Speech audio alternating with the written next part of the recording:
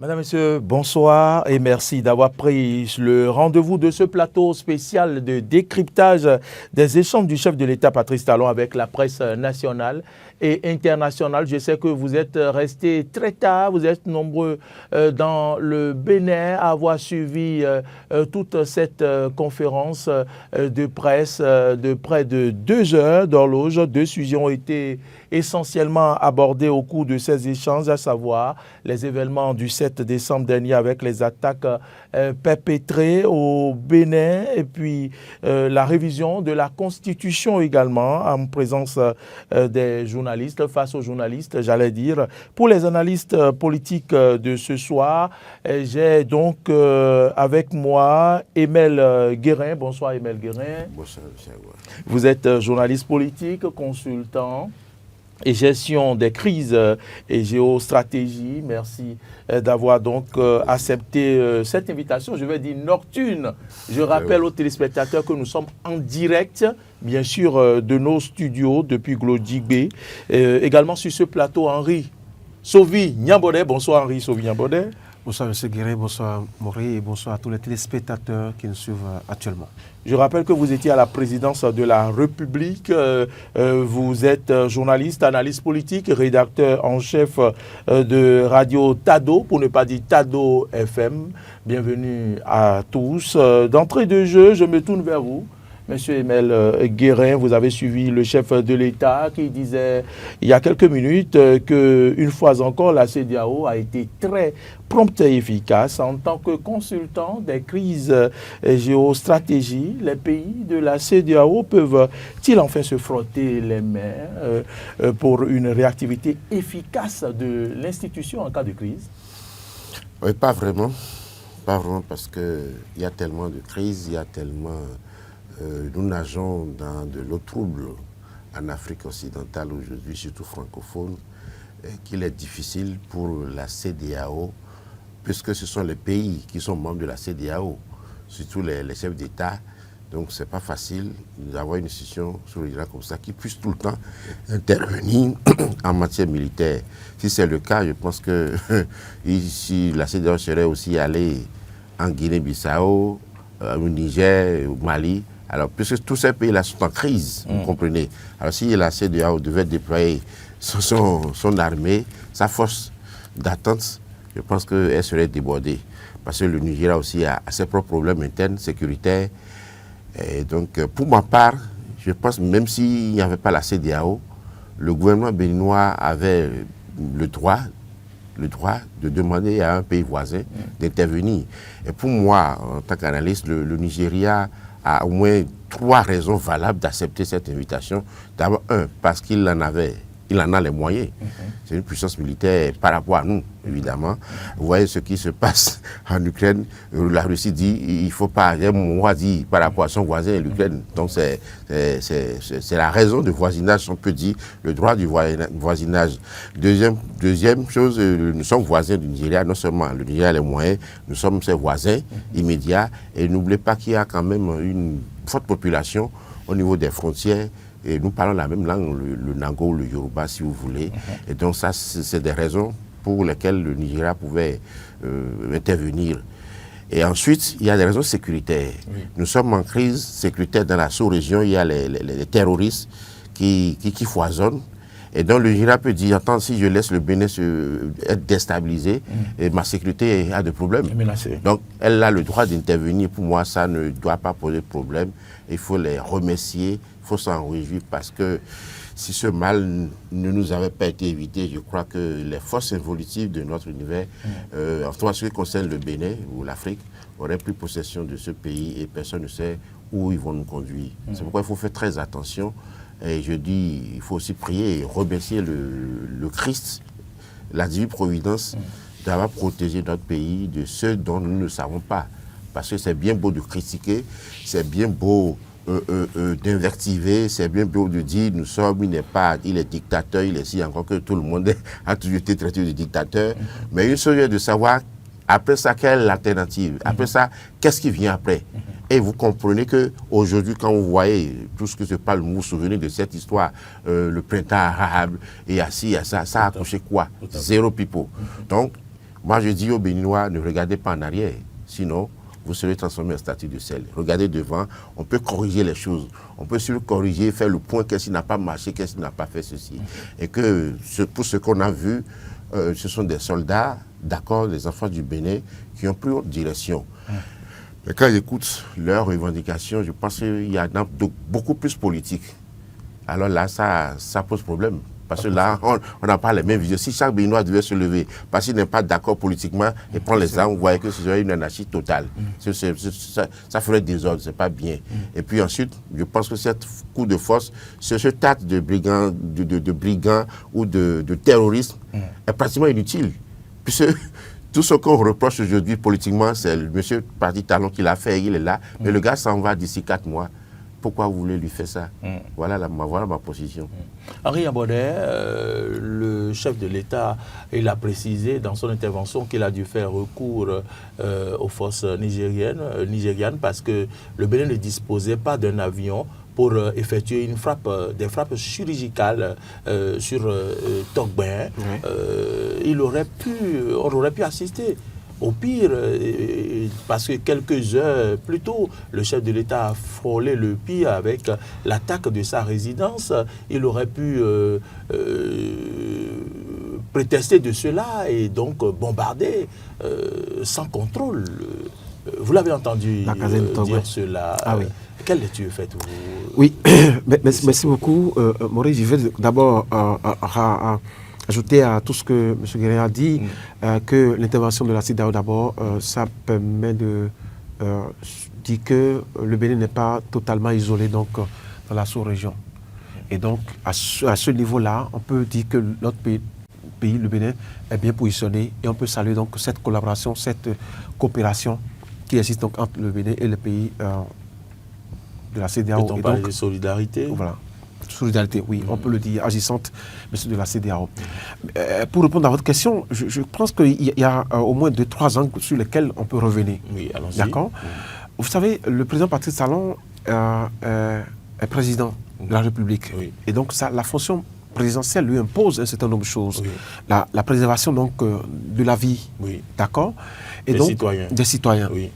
Et en prenant cette décision de ne pas faire bombarder Togben, parce qu'il a dit, et l'autre l'a rappelé également, Togben qui est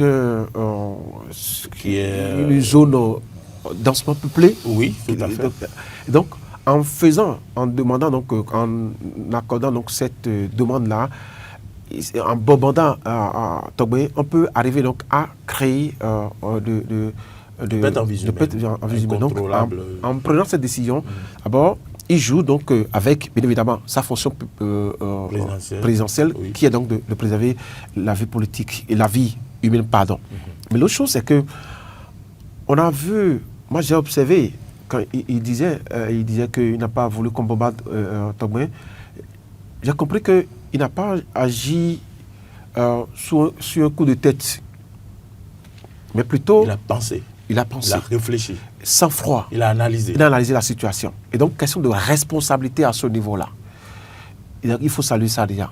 Parce qu'avec tout ce qui s'est passé, vous l'avez rappelé, avec l'attaque de sa maison, du décès de la femme de Bada, oui. Il peut dire donc, allez là, les amis, vous pouvez gérer la situation comme ça. Mais il a demandé avec calme que non, on ne fasse pas ça. Donc, c'est dit qu'il y a quelque chose de responsabilité, de sang-froid. L'autre chose, il y a également le respect de l'état de droit. Il faut qu'on précise ça. Parce que la démocratie, ouais, c'est vrai que ce qu'on a subi là, le 7 décembre passé, ça peut même conduire à une autre décision. Ça peut même provoquer, je dirais, même une déstabilisation même des institutions de la République. Mais en prenant, parce que quand vous acceptez donc de faire, vous donne l'accord qu'on bombarde Togben, les citoyens, les citoyens qui sont là, qui n'ont rien à voir avec cette attaque-là, oui. vont en partie. Ouais. Donc voilà, il y a donc cette décision également de victimes. Et Dieu qualifie donc cette décision de Patrice Talon d'un signal qu'il est maître de lui-même. Donc, j'ai dit tantôt qu'il n'a pas agi donc, en sang-froid, il n'a pas agi, il agit donc en responsabilité, Mais également ici, il faut faire remarquer qu'il a agi avec une certaine responsabilité. Il n'est pas sous l'effet de l'émotion. Parce que pour ce qui s'est passé là, il peut dire, écoutez, bon, puisque là tu es la femme de Bada, puisque j'ai un agent qui est décédé, puisque j'ai un agent qui a pris de balles dans son bras, il faut qu'on peut agir autrement. Mais il n'a pas agi sous l'effet donc de l'émotion. Donc il faut saluer également cette décision-là. Et l'autre chose, ça ne suffit pas. D'accord? En demandant qu'on ne bombarde pas la zone de la caserne de Togbe où il y a assez de maisons des citoyens qui n'ont rien à voir avec cette attaque-là. Ce n'est pas une faiblesse, mais plutôt un sens de responsabilité également, mais ça renvoie au rôle, à la fonction du président de la République. Voilà. Très bien, merci pour... Je ne sais pas si... Monsieur Emel Guérin, vous avez quelque chose à ajouter à ça, sinon je vais passer à une autre question. Oui, allez-y. D'accord. Le chef de l'État s'est dit peiné par rapport à l'image que dégage cette attaque du 7 décembre à l'extérieur. L'image que désormais cela dégage de notre pays, il est peiné de cela. Et on sait que nous sommes à quelques semaines de ce grand événement, les Vodou Days. Il y a quand même des conséquences économiques, M. Guérin. Oh oui, d'accord, mais écoutez, qu'est-ce qu'il peut faire? Il ne peut rien, le chef de l'État. Qu'il soit peiné ou pas, c'est une réalité. Et il a dit dans sa sortie tout à l'heure, les hommes sont les hommes. Gouverner les hommes, ce n'est pas facile, du tout pas. Et quel pays aujourd'hui au monde peut nous dire, garantie, en toute conscience, que cela n'arriverait jamais chez lui? Donald Trump a échappé à une tentative d'assassinat. Le pays le plus puissant du monde, le président le plus protégé du monde, ou à l'époque, on dit encore candidat, mais c'est le candidat à l'élection le plus protégé du monde. Le pape Jean-Paul II a aussi échappé à ça. Chirac, on a tenté de tirer sur lui. Même à côté de nous au Mali, il y a 2-3 ans, Assimi Goïta a failli être poignardé. Vous comprenez? Donc, en fait, il n'y a personne qui peut dire ça n'arrivera jamais. C'est faux. On peut se donner des garanties, on peut l'espérer, c'est le souhait. Vous comprenez? Donc, on ne peut pas lui imputer ce qui est arrivé. C'est ceux qui l'ont fait. Je me rappelle cette fameuse phrase qu'on a fait dire au Christ dans la Bible. Et il disait que quand vous avez votre enfant qui s'est fait des copains voyous et que vous le sauvez, vous n'allez pas bombarder toute la maison. Sinon, votre enfant risque de mourir dans l'attaque. Donc c'est à peu près quelque chose comme ça. À des moments donnés de l'histoire d'un pays, d'une nation, il y a toujours des brebis galeuses, il y a toujours des malentendus. Mais je dis, il faut qu'on s'asseye, qu'on en parle, qu'on discute. C'est pourquoi Dieu nous a dotés d'une conscience et d'une capacité de penser, de s'exprimer. Et vous voyez ce qui s'est passé, il faut être honnête, c'est l'échec du politique. C'est l'échec du politicien, parce que toute violence vient, ou toute guerre, c'est l'échec de la politique. Ça, il ne faut pas le dire. C'est-à-dire, à un moment donné, on ne se parlait plus, on ne se plus parler, quelque chose n'a pas marché, que je ne suis pas en train de justifier, mais en tant que technicien, en tant que sachant, dans une société, lorsqu'on en arrive à aller à la violence, c'est qu'à un moment donné, le dialogue était bloqué. Et ça, c'est inhérent à toutes les sociétés. Ce qui me frappe pour moi, que le chef, le président ne s'en offusque pas, à l'international, nous sommes une nation, tout le monde ne peut pas parler la même langue. Ce qui m'a, moi, personnellement frappé, c'est que j'ai vu très peu de réactions à l'international. Et il faut que ça leur donne de leçons, que ce soit au président béninois et aux autres aussi. Parce que dire que bon, c'est arrivé chez moi, ou ça ne peut... J'ai eu à entendre ça, que les autres ne faisaient pas bien le combat contre le terrorisme, et les terroristes débordent de leurs frontières pour impulser sur le sud. C'est un combat commun. En tant que, parce qu'on n'a pas choisi d'être voisins. Je n'ai pas vu les pays de l'AES, je ne les accuse pas, condamner la chose. Alors que je viens de relever tout à l'heure que même Assimi Goïta a échappé. Et chaque jour, c'est une manière de parler. Au Burkina, Traoré échappe à tout le temps des tentatives de coup d'État et de suite. Donc, si on ne se met pas ensemble et que nous tenons forcément, l'Occident ne veut pas qu'on soit unis. C'est normal, vous comprenez. Donc, moi, je suis surpris. On ne veut pas parler de souveraineté. Et qu'on me dit à mon pays comment il doit fonctionner. Je suis bien d'accord, je comprends le combat, je soutiens par exemple ce qui se fait, l'idéologie qui est défendue, la conviction du souverainisme par rapport à l'AES. Mais je dis, en tant que Béninois, on ne peut pas nous dire avec qui nous allons flotter. C'est-à-dire, mon voisin ne peut pas me dire quelle est la femme que je vais épouser. Ça n'a aucun sens. C'est du déni. Il faut sortir de cette négation, il faut sortir de ce nihilisme pour dire qu'est-ce qu'on peut faire. On a forcément quelque chose à dire ensemble. On a forcément quelque chose à faire. Même si on a le même colonisateur, et vous, très tôt, vous avez pensé prendre... Nous sommes en train de commettre les mêmes erreurs en 60. Lumumba, Nkrumah, parce qu'ils n'étaient pas très assis. Or, il y a des enjeux internationaux, géostratégiques, si vous voulez même, métaphysiques, qui se positionnent dans le monde. Qu'est-ce que l'Afrique fait? Nous sommes encore en train de tirer de petites querelles. Ça ne va pas avancer. Parce que si ce truc avait marché, par exemple, est-ce que nos voisins sont sûrs de ceux qui allaient prendre le pouvoir? Au moins, Patrice Talon, on sait, il va passer la main. Même s'il y a arrodi à critiquer le système, tout ça, bon, voilà, on peut corriger. Et c'est parce qu'il y a la paix ici qu'ils ont la paix chez eux. Absolument, c'est ça que je voudrais que vous sachiez. Autre chose, c'est la communication autour de cette histoire. Je pense que cette communication a été un peu cacophonique. Et moi, ça, en tant que spécialiste, je dis, mais est-ce qu'on est obligé? Est-ce que nos gouverneurs étaient obligés de parler de CITAN? Nous sommes en face de la sécurité nationale. Je comprends, nous les journalistes, mais on n'est pas obligé de répondre. Parce qu'il y a des réponses à certaines questions que nous n'avons pas encore. Or, quand vous suivez la communication depuis du gouvernement, on dit ci, demain, après on dit ça, on dit ça. Mais pourquoi j'en parle? Il y a un fait sur lequel je voudrais attirer votre attention pour dire à nos dirigeants de toujours faire attention à qui nous aide. C'est vrai, on a besoin d'aide dans la rue. La première personne à faire la communication, c'est d'abord le Nigeria, qui a dit, ah, nous avons volé ce coup du Bénin. J'ai dit, mais tiens, pourquoi? On n'a pas besoin. Mais c'était vrai. Oui, d'accord. Ils ont volé au secours. Oui, d'accord, mais on n'a pas besoin. Nous parlons les Africains, quand ils font quelque chose, mais vous savez combien de fois, la France, par exemple, était intervenue au Tchad pour protéger nos pères, bien sûr, des coups d'État ou des rébellions plusieurs fois. Au moins, à ma connaissance, plus de 5 fois. Mais quand est-ce que vous avez entendu le Quai d'Orsay, la présidence l'Élysée faire une communication autour? Et c'est pour nous.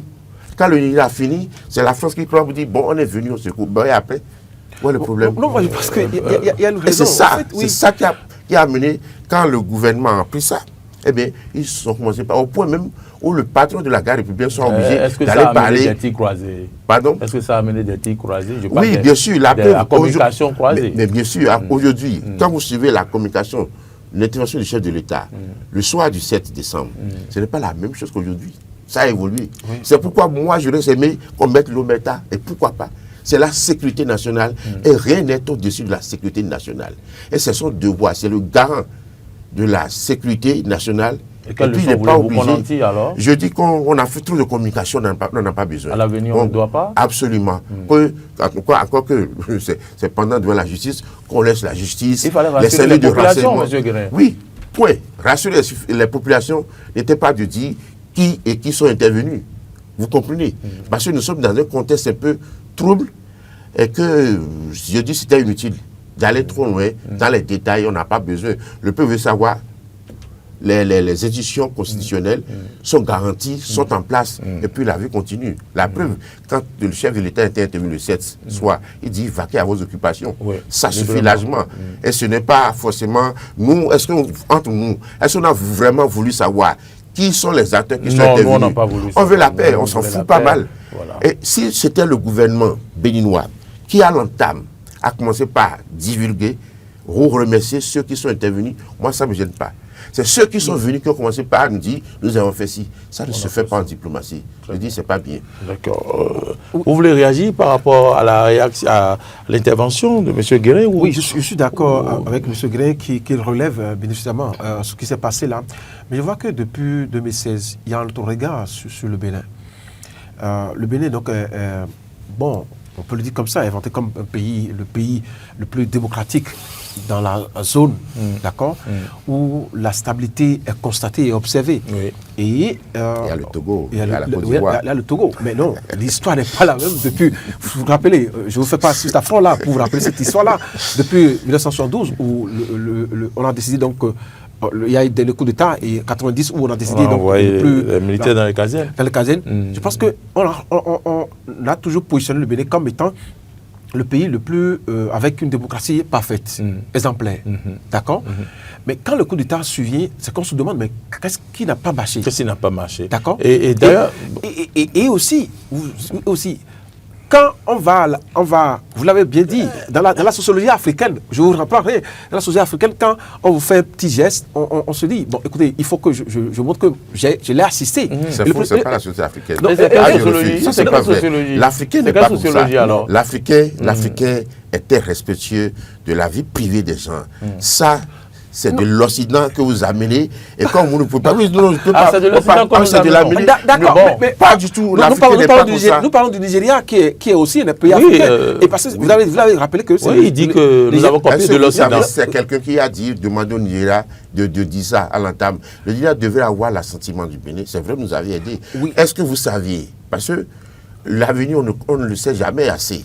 Est-ce que vous savez si demain l'Union aura besoin du Bénin? On n'en sait rien. Voilà, donc on est voisins, il y a des choses qui se passent. Bon, d'accord, on peut mettre ça sous le coup de notre stratégie politique. Et évoluons un peu par rapport à la lecture qu'a fait tout à l'heure M. Guérin, par rapport donc, il parle de dialogue, il parle de politique, alors que le chef de l'État ne fait pas une lecture politique de cette situation. Vous le savez, il parle de lecture sociologique. Oui. Qu'est-ce que cela vous explique? Il évite donc qu'on passe donc on fasse donc une récupération politique. Parce qu'en faisant une lecture, vous vous rappelez pour cette question-là où il a dit non, il n'y a pas de dysfonctionnement politique. Si on fait une lecture politique, c'est qu'on laisse donc... Il dit qu'il n'y a aucune conséquence politique à tirer de cette situation. Donc lui, il en fait plutôt une lecture sociologique. Donc politique, c'est qu'il y a... une faille qui est constatée, donc une faille donc, au niveau donc, des institutions, une faille donc, dans la dynamique de la politique donc, qui est constatée donc, au Bénin, mais plutôt une lecture sociologique. Donc ça renvoie... Il va plus loin et il parle, il dit que qu'il voit derrière ce coup de petits voyous, mais aussi des petits voyous, des terroristes qui sont manipulés avec derrière des pays qui sont jaloux du Bénin. Mais quand on parle de déviance, quand on parle de lecture sociologique, on parle donc de déviance sociale, une crise de valeur. Et donc, c'est pour ça que quand on parle de petits voyous, ça veut dire qu'il y a des valeurs donc, qui n'ont pas été respectées. Parce que quand je prends un militaire qui donc, a prêté serment, donc il y a une valeur républicaine qui est là, donc qui n'a pas été respectée. Donc, mais à côté de ça, il y a également que déviance sociale. Donc il faut renvoyer au respect des institutions, il faut renvoyer au respect des valeurs. Donc c'est pourquoi il parlait donc de lecture sociologique. Parce que si on ramène ça sur le champ politique, c'est une autre lecture carrément que nous allons. Je vais rejoindre peut-être M. Guérin. Quand on fait une lecture sociologique, on va parler donc, par exemple, des dysfonctionnements, comme quelqu'un l'a dit. Parce qu'on peut dire que c'est parce que peut-être il y a des frustrés au niveau de la politique qu'ils ont amené donc les voyous pour aller faire ce coup-là. Mais lui estime que non, c'est parce que ces petits voyous ne pas respecter les valeurs. Les valeurs donc sociologiques peut-être, voilà. Oui, je continue de dire qu'il y a une communication à outrance et très maladroite autour de cette question-là. Oui, pourquoi? Parce que... Mais il fallait quand même rassurer la population. Quand vous voulez rassurer la population, vous êtes père de famille. Vous avez par exemple, eu des cambrioleurs chez vous, et que subitement votre voisin, vous ne savez pas comment est venu au secours, tout ça là, vous n'avez pas besoin de donner des détails à tout le monde. Nous parlons de la sécurité nationale. Donc moi, je dis, quand vous avez suivi l'interview qu'a accordé le patron de la radio, Ben Lecoel, à RFI, mais c'est une catastrophe, s'il vous plaît. Ce n'est pas son rôle. Pourquoi se justifier? Il a fait le job terminé, ne l'envoyez pas au front. Et c'est lui qui a permis qu'on sache qu'il y avait eu les forces spéciales françaises au sol. Oui. Au sol, vous comprenez? Oui. Ça dit beaucoup de choses. Ce n'était pas nécessaire pour moi. Ensuite, vous voyez, le chef de l'État a pris langue sociologique, c'est très bien, je suis d'accord. Et je voudrais dire ceci, en toute objectivité et impartialité, lorsque votre enfant pose des actes antisociaux, de façon pédagogique, sur le plan éducatif, à qui la faute? La faute est aux géniteurs, aux parents, bien sûr. Sur tous les toits, c'est la faute aux parents. C'est ça la question. Mais il faut faire remarquer ça veut dire que notre société a raté. Si vous ne reconnaissez pas qu'il y a cette faille-là, c'est que vous ne pouvez pas couper le mal à la racine. Justement. Donc, arriver à reconnaître qu'il y a cette déviance sociale, je pense que l'hypocrisie avec vous. Mais bien sûr. Il fait autre chose, mais dedans, bien sûr, vous montre autre face. Bien sûr, en tant que père, je le sais. Mais après tout, vous en êtes responsable. Après tout, c'est vous. C'est ça que je vous ai dit. Ça veut dire quoi? J'ai dit que depuis toujours, depuis très longtemps, l'Afrique a un problème. L'Afrique a tout le temps laissé extravertir. C'est ce qui se passe ailleurs qu'il faut répéter ici. C'est ça le problème de chez nous en Afrique. Voilà. Et donc, si vous me parlez de la paix des valeurs, c'est à l'État d'inculquer cette notion de valeur. Lorsque vous constatez de façon honnête, le chef d'État l'a dit d'ailleurs qu'avant, pour faire voter des lois, des malais circulaient. Et que nos politiciens sont des carriéristes, des menteurs, et qui vivent pour leur baraque, qui sont qui vendent de l'utopie. Ah, mais bien sûr, c'est le chef de l'État qui le dit. Quand de l'argent circule de Cotonou ou du palais au Parlement, siège de politique, voilà, donc il y a du marchandage. Même aujourd'hui, il y a un constat dans notre société aujourd'hui politique. Nous avons une société hyper politisée, hyper judiciarisée. Ça fait que quand vous appréciez, vous adoubez une décision ou une réalisation gouvernementale, on vous traite de clébé. Lorsque vous dites que ce n'est pas bien, on vous traite d'opposant. On vous stigmatise, vous êtes opposant. Ce n'est pas possible. Il y a des lignes médianes, il y a des impatients qui peuvent faire une analyse objective, dont je me réclame bien sûr. Vous comprenez? Donc j'ai toute liberté de dire ça. Lorsqu'on parle des valeurs sociétales, tout le monde est embarqué. C'est pourquoi je dis les droits ou les libertés individuelles ne doivent pas primer sur la société. Puisque nous avons choisi de vivre ensemble. Mais qu'est-ce que vous voyez? Bon, les droits de l'homme arrivent. Vous voyez ce qui est pu se passer. Le président de la République, le 7, nous a parlé de mutin, d'un groupuscule. Vous comprenez? C'est là où j'en veux. Enfin, je pense que cette communication n'a pas été bien. Après, un autre nous parle d'une centaine de personnes qui ont été agressées. Aujourd'hui, il nous parle des marginalisés. C'est ce que je dis. On n'était pas obligé d'aller dans ces détails-là. Il parle des marginaux, vous voulez parler des marginaux? Non, mais bien sûr. Politique, les acteurs politiques. Je voudrais vous rappeler ceci. Au soir de l'élection présidentielle 2021, vous avez suivi le discours du chef de l'État réélu. Il a dit essentiellement ceci, qu'il était conscient qu'il y a des frustrations à divers niveaux, qu'il y a des mécontents et qu'il allait œuvrer pour la cohésion nationale. Il a tout dit. Après, est-ce qu'on a fait l'essentiel pour éviter, pour faire taire ces frustrations? Je n'en sais rien. Moi, je n'en sais rien. Je veux revenir sur l'aspect. Je n'ai pas fini, s'il vous plaît. Chacun peut juger. Mais après, nous sommes dans une situation qui s'est produite. Si nous disons, ça ne nous regarde pas, c'est des brebis galeuses, c'est des marginaux, ainsi de suite, nous n'allons pas pouvoir circonscrire le mal pour l'éviter. Moi, je pense qu'il faut travailler à ce que ça n'arrive plus. Quand vous me parlez de 90, c'est quoi qui avait été dit? Plus jamais ça. Oui. Où en sommes-nous? Et je suis contre d'ailleurs que tout le temps, j'ai entendu beaucoup de discours nous parler de 72. C'est insulter le général Mathieu Kélékou quand on compare ce qui s'est passé le 7 à 1972, c'est l'insulter. Vous comprenez? Mais moi, par contre, je le compare à ce qui s'est passé le 16 janvier 1977. C'est ça que je compare le 7 décembre. Pas à 1972. Ça, c'est la tête. Et ça, c'est l'histoire. Ça, c'est l'histoire. Oui. Mais bien sûr, Oui. la tête des messieurs était venue pour nous faire quoi? Pour nous déstabiliser. Ah, mais c'est la même chose, bien sûr.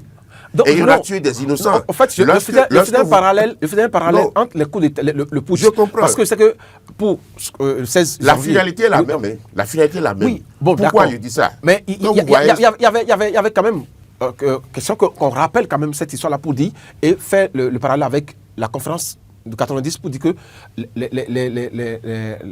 la conférence a mis fin. A mis fin Oui. à cette affaire-là. Oui, ce que vous dites là, oui, 16 janvier, il y a ce débarquement donc, des mercenaires de l'extérieur. Mais ici, il s'agit donc il parle des objectifs pour déstabiliser le pays. Voilà. Et les petits voyous dont parle le chef de peux l'État. reprendre la parole. Oui, mais non. Bon, je vais vous rafraîchir la mémoire. Ben oui, il faut qu'on ait l'histoire. Oui, mais je me rappelle qu'un jeune... Je vous donne quelques 2 minutes pour que nous puissions donc parler donc de la question de la révision de la Constitution. Il y a un jeune Américain qui a demandé à un Premier ministre anglais, Winston Churchill, mais quel est votre secret de gouvernance? Vous savez, la réponse, il lui a dit, il faut lire l'histoire. Il faut lire l'histoire. Vous comprenez? Oui. Alors, ceux qui étaient venus en 1977, 16 janvier, c'était nos compatriotes qui les ont emmenés. Vous l'avez oublié? Oui, non. On est d'accord? Oui, c'est ça le problème. Et vous ne savez pas, peut-être, je dis pas que c'est ça, parmi ceux qui ont agi, s'il y a des étrangers dedans, peut-être on n'en sait rien. L'effet a été le même. Lorsque je vois un groupe de militaires qui me parlent de leurs revendications corporales et qui rentrent dans la politique pour dire on a exclu, et qui vont attaquer le domicile d'un officier jusqu'à tuer, décimer sa famille, moi ça me choque. Ça peut arriver à tout le monde. Oui. Vous comprenez? Ça sort du cadre militaire, ça sort, moi c'est du banditisme. Parce que la pauvre dame ne peut pas payer. Oui, je suis d'accord. Ne peut pas payer de la politique de son mari. Vous comprenez? C'est pour ça que je compare cela au 16 janvier 1977. Ça, quand vous ne faites pas cet éclairage et que vous le ramenez à 72, je dis, c'est un péché intellectuel et historique pour notre pays. Ce que je dis c'est de dire que, M. Guérin, vous l'avez compris, c'est pour rappeler tout simplement qu'à partir de 90, donc, les arguments avancés. Oui, à partir de 90, donc, il a été décidé que les retournent dans les casettes. Au niveau du nombre, moi je pense qu'il y avait quand même à rassurer les populations, tout au moins, parce qu'il a été dit que c'est toute l'armée qui était embarquée dans cette affaire-là. Mais ce n'est pas le cas. Ce n'est pas le cas. Donc il fallait quand même montrer que aujourd'hui, on a requalifié voilà, terroristes et tout ça, le chef de l'État l'a requalifié. Mais je suis d'accord, peut-être que ça va dans tous les sens, puisque moi, je n'aimerais pas que la politique sécuritaire de mon pays soit mise à exposée. Je suis d'accord. J'aurais bien aimé quand même que vous dites un mot sur cette lecture du chef de l'État par rapport à la manipulation de ceux-là qui le qualifient de petits verrous, de terroristes et tout, manipulation, jalousie, c'est pas politique, acteurs politiques marginaux, des acteurs, peut-être jalousie, manipulation de l'extérieur et tout, un mot. Oui, bien sûr, parce que quand vous écoutez, c'est ce que je viens de le dire tout à l'heure, ça me gêne un peu quand on vient nous dire que une partie a été exclue des joutes électorales, tout ça, tout ce que vous voulez, et que ce sont les militaires qui prennent les armes pour faire une politique inclusive. Ça me pose problème. C'est ça. Donc, vous ne pouvez ne pas impliquer des politiciens dedans. C'est un paradoxe? Non. À partir de là, ça sort. Pourquoi moi, quand j'ai entendu militaires, ils ne sont pas des militaires. Non, ils sont allés au-delà de ça. C'est ça le problème. Donc, quand vous écoutez cette telle revendication, vous ne pouvez ne pas faire un parallèle vers les politiciens. Des politiciens mécontents, frustrés, tout ce que vous voulez. C'est ça, en fait, la réalité. Donc, qu'on le veuille ou non, leurs revendications... Des militaires qui viennent pour faire cause. Voilà, politique. Voilà, c'est ça. C'est pas leur rôle. Voilà, c'est pas leur rôle, pas du tout. Si, donc, ils s'occupaient... ils se confinaient uniquement à leurs problèmes, parce qu'il y en a aussi des problèmes au niveau de leur corporation, cela se comprenait. Mais je pense qu'ils sont allés trop loin et que, à la fin, quand on finit de vivre tout ça, il faut quand même arriver à la raison. Vous dites, comment en est-on arrivé là? Comment faire pour que cela ne se reproduise plus? C'est ça la question. Les questions ont été posées au chef de l'État. Puis, comment faire pour que ça ne se reproduise? Voilà, et puis j'ai toujours... il a dit qu'il ne fallait pas exposer les stratégies. J'ai toujours dit que dans les composantes sociétales, il y a les partis politiques, donc les politiciens, qui constituent le véritable handicap pour le développement d'une nation. Parce que vous ne pouvez pas me donner l'exemple d'un pays où ce sont les partis politiques qui ont développé le pays. Il n'y en a pas. C'est les hommes qui gouvernent, c'est les hommes. Peut-être qu'on va en parler par rapport à la nouvelle constitution pour aller plus loin. Allons-y. Et donc, voilà la politique. J'ai dit, c'est un échec cuisant pour ceux qui nous gouvernent depuis 30 ans.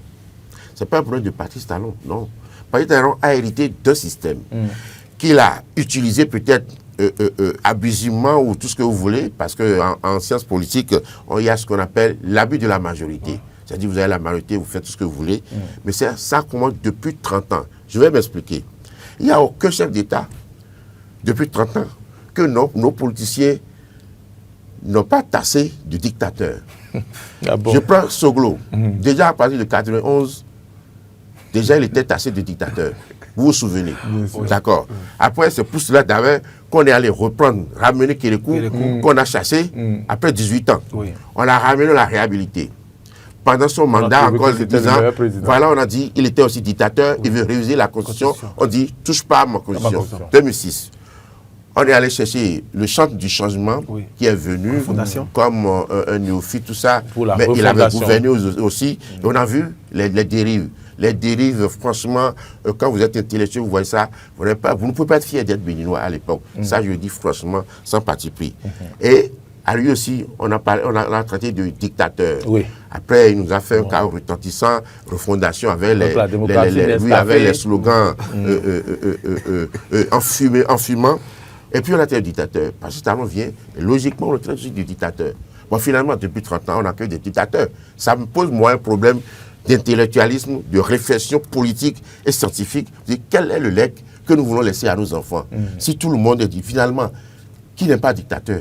Alors, si, pour moi, je dis, si être dictateur, c'est au vrai sens du terme, c'est-à-dire à l'époque des Grecs, je dis, on accepte, ou à l'époque des Romains, bien on accepte. Ce qui nous a manqué, c'est de pouvoir dire, d'abord, conceptualiser la proposition ou l'exigence ou l'injonction du discours de Gaulle qui nous a dit, vous devez aller. Pourquoi un pays qui nous a colonisés peut nous dire, gouverner selon nous, notre manière? La démocratie, c'est une question de civilisation. La gouvernance, c'est une question de civilisation. Et on ne peut que gouverner les peuples selon leur histoire commune. Donc, d'une nation ou d'un espace à un autre, le mode de gouvernance peut changer. Absolument. L'essentiel est que nous vivions en paix. Et vous constatez aujourd'hui que c'est ça les conséquences historiques. Nos hommes politiques, comme l'avait dit Raymond Aron, en parlant de Giscard d'Estaing, les politiciens ne connaissent pas l'histoire. Parce que l'histoire est plus tragique. C'est-à-dire que 30 ans après, il faut faire le point. Ça nous a conduit où? Nulle part. Nulle part. Au contraire, ça nous a déchirés. C'est-à-dire que le Bénin, comme tous les pays africains, sont des pays composés des ethnies, des tribus. Il faut tenir compte de ça. Et donc les partis politiques, ce multipartisme nous a laminé totalement, a déchiré nos sociétés. Vous voyez des frères qui se combattent sur le terrain politique, qui sont même prêts à s'assassiner, à se tuer, et ainsi de suite. Mais ce n'est pas notre culture, ce n'est pas notre civilisation. C'est la France qui, en 1789, a tué son roi, a guillotiné son roi. Je vous dis ceci, sur le plan hautement spirituel, il faut éviter que chef d'État en exercice puisse être tué sur ce fauteuil. Jusqu'à aujourd'hui, la France n'est pas encore relevée de ça. Regardez tous les pays. C'est-à-dire que ce qui me gêne chez l'élite, ce qui a échoué, une théorie ou une méthode qui a échoué à l'extérieur, on amène ça ici. Aujourd'hui, l'Occident que nous avons copié, avec ce multipartisme, qui n'est pas utile pour développer une non-nation, je le dis très franchement. Mais le tir a été rectifié. Aujourd'hui, on n'est plus dans le multipartisme exagéré. Mais si vous voulez, je vais dire, pour ma part, le président Talon n'a, pour ma part, ce que j'ai compris en 1996, n'est pas allé au bout de sa réforme ou de ce que moi je pourrais appeler vraiment rupture. Il y a rupture lorsqu'on casse le politiquement correct, il y a rupture lorsqu'on raverse le système, lorsqu'on attaque le système. Mais il tend vers. Il est resté dans le système. Il tend au moins vers tout ce que donc j'ai raison. Il a dit aujourd'hui. 200 partis politiques à combien aujourd'hui? Il a dit aujourd'hui que le système qui était en place, vous l'avez dit, qu'il a hérité, ça lui permet donc de faire circuler. Ça fait que je le dis, que ce système ça fait circuler donc les valises d'argent, le Porte-Nouveau à Cotonou, le Cotonou. Mais après, je crois, en 2017, il a dit, 2017, il a réformé. Et donc, ce qui a conduit à peut-être cette forme donc de gouvernance. On parle de parlement monocolore. Maintenant, c'est vrai, ce que vous dites là, je suis d'accord. On connaît des frères et sœurs qui ont chacun, dans la même famille, on peut retrouver des enfants qui ont chacun à son parti politique. Et on se combat donc sur et même les politiques, les dirigeants profitent de cette affaire-là également. On ne va pas revenir sur ça. Il y a des dirigeants qui ont profité de cette affaire pour diviser toute une famille. On peut citer des exemples aujourd'hui.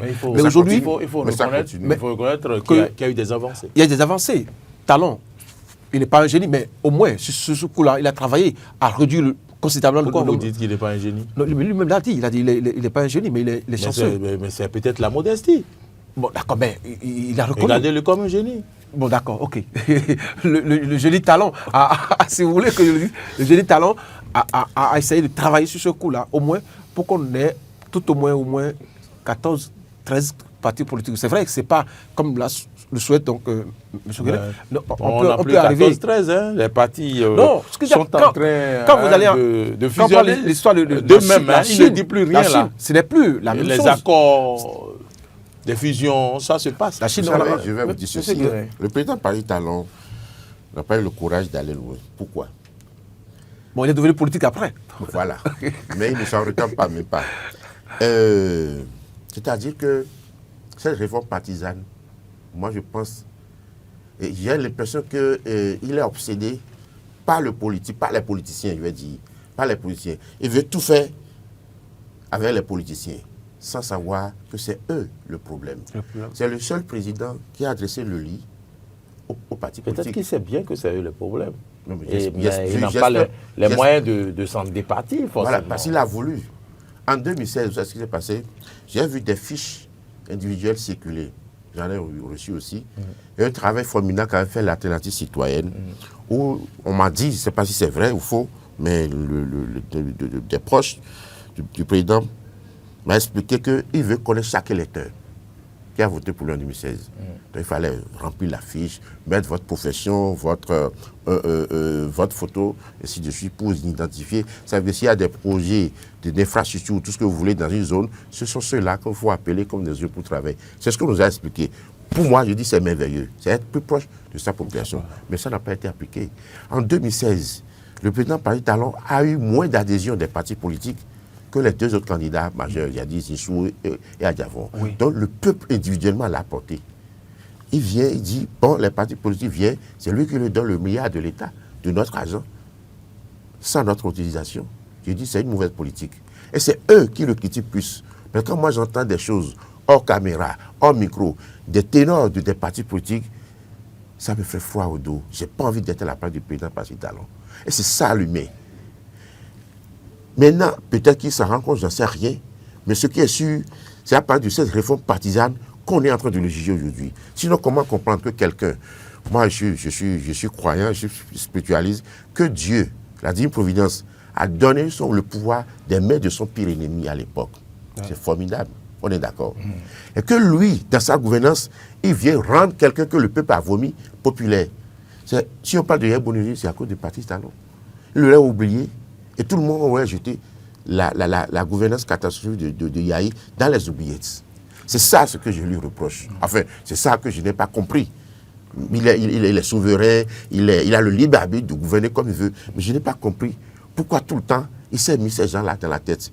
Et pire encore, il devait les oublier. Quand on parle de rupture, La rupture, c'est aussi les hommes. On nous ramène les mêmes que le peuple a vu avec l'ancien régime. Ça a fait une crise de confiance. Et lui me l'avait dit avant de prendre le pouvoir. On nous a ramené aussi d'autres. Il Oui. allait chercher des, Mais des aujourd'hui, quêtes bien faites et tout pour pouvoir avancer. S'il avait déjà mis chacun à sa place là, les gens ne seront pas se dire frustrés ou mécontents de son choix. Vous voyez quelqu'un à qui vous avez tout le temps chanté, il ne veut pas partir. Il dit je m'en vais. Je place un dauphin comme s'il n'a pas le droit de mettre un dauphin. Je n'ai jamais entendu nulle part. Nulle part dans le monde. Trump va forcément mettre un dauphin. Ainsi de suite. Cela s'est toujours passé comme ça. On ne peut pas lui refuser. Je vais vous prendre quand même un mot avant que vous ne partiez, parce que le chef de l'État, il a été très précis par rapport à cette affaire du Sénat.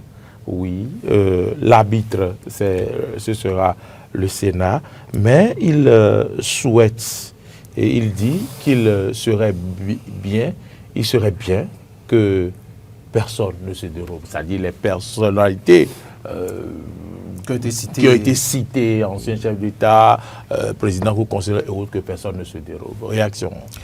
Non, mais écoutez, l'une des grandes polémiques que ça a fait, donc, y compris moi. Oui. Quand il a été annoncé la révision de la Constitution, c'est au niveau du Sénat.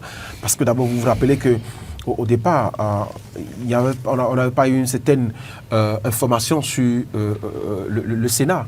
Mais après, quand la Constitution a été votée et qu'il y avait cette tournée, ils ont expliqué. Mais c'est la première fois où le président Patrice Talon en parle.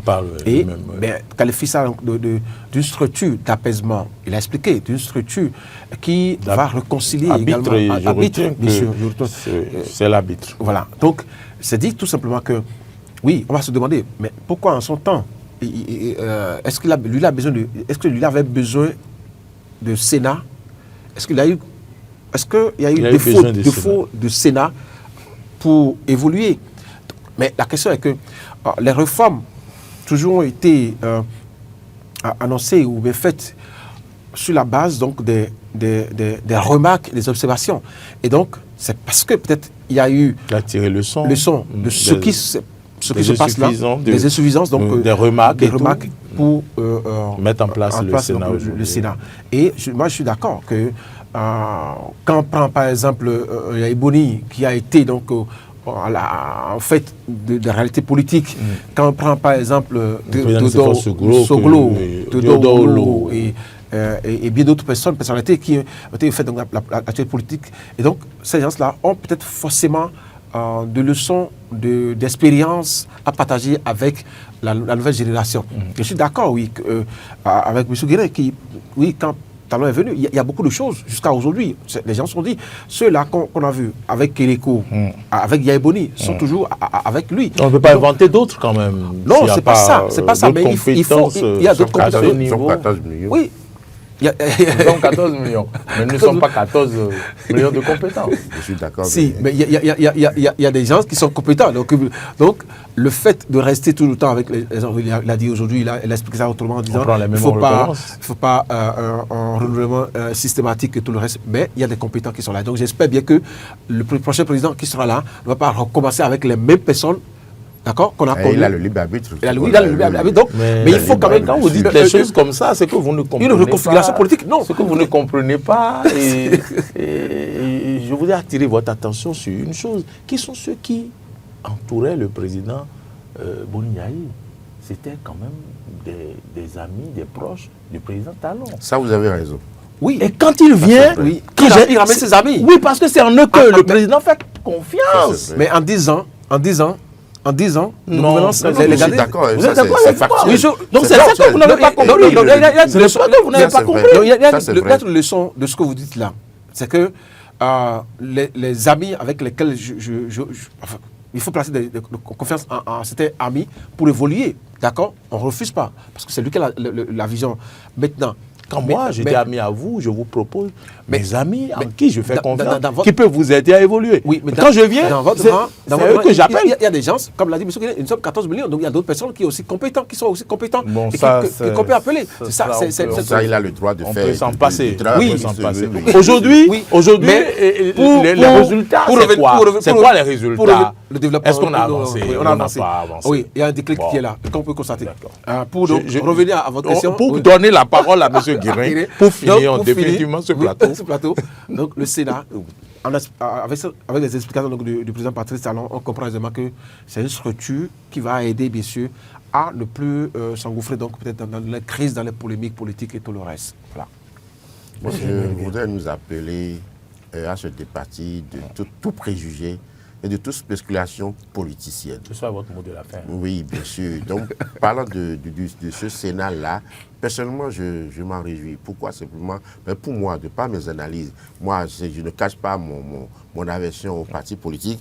Je dis pour moi, ce sera, si on veut bien faire, ce sera l'institution la plus démocratique et la plus populaire qu'on ait jamais eue depuis 1990. Pourquoi?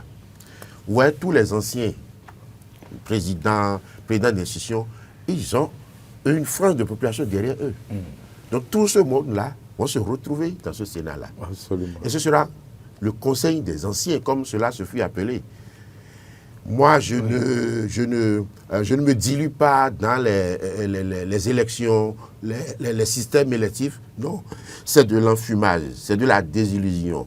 Vous ne votez jamais, mais vous élisez des gens à qui vous donnez votre droit de vote. Oui. Parce que c'est eux qui votent les lois. Quel peuple vote les lois? Ce n'est pas la même chose, élection et vote. Oui. Il faut faire cette différence. Mais là, d'accord, c'est des gens d'un certain âge, d'une certaine expérience surtout. Moi, je pense, je peux me tromper, que c'est beaucoup moins, ce Sénat-là, une volonté ou une intention du président Talon de vouloir pérenniser sa mainmise sur le politique que plutôt de constituer un pare-feu, une pare-choc pour les tensions politiques. Parce qu'il n'est pas éternel, et donc on peut en utiliser pour faire un bon instrument qui soit en accord avec nos valeurs traditionnelles, c'est-à-dire les anciens. Mesdames, Messieurs, voilà, nous sommes donc au terme de ce plateau spécial, ce plateau de décryptage pour donc parler des échanges entre le chef de l'État et la presse nationale et internationale. Mesdames, Messieurs, merci d'être restés aussi tard en notre compagnie. Nous avons donc fait ce plateau grâce à la présence de Emel Guérin. Il est journaliste politique, consultant en gestion des crises et géostratégie. Merci d'être venu dans ce studio. Avec plaisir. Alors, Henri Yambodé également était sur ce plateau. Henri Yambodé, analyste politique, rédacteur en chef de Radio Tado. Henri Yambodé, on va se retrouver demain quand il sonnera 8 heures. Mesdames, Messieurs, cette émission a été réalisée par toute une équipe dans l'ombre. Nous avons gardé beaucoup de personnes ici jusqu'à si tard pour vous. Et bien sûr, vous avez suivi les analyses. Chacun a tiré ses conclusions. Merci. Merci à tout ce beau monde qui nous entoure ici. Cette émission a été réalisée par Marcel Yedo, Martin Toïsset encore dans nos locaux, Modeste Rondek-Mondi qui, depuis sa position, vous a permis de suivre dans le monde entier cette émission en entier sur notre page Facebook. Merci également à Gérard Moussa, merci à Emmanuel Agbodjelou, merci également à Rebecca Ogou, tout le monde. Merci à vous. Bonsoir.